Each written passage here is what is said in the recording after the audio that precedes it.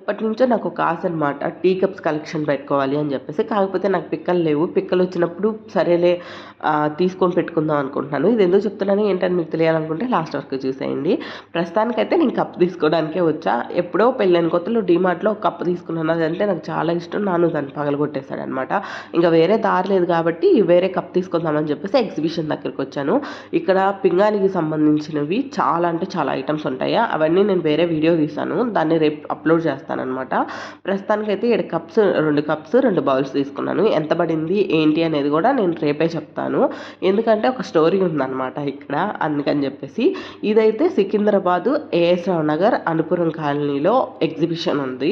పిస్తా house దగ్గరకు వచ్చినప్పుడు కూడా మీకు తెలుస్తుంది అనమాట. ఎవరినైనా అడిగితే చెప్పేస్తారు. ఇక్కడైతే మీకు ఏ కలెక్షన్ కావాలన్నా ఉంటుంది. కాకపోతే బేరం ఆడుకోవాలి. కొంచెం కాస్ట్ ఎక్కువే చెప్తారు. బై ఇంకో మంచి వీడియోతో మళ్ళీ కలుస్తా. పార్ట్ 2లో నేనేం తీసుకున్నానో ఎంత పడిందని చెప్తా.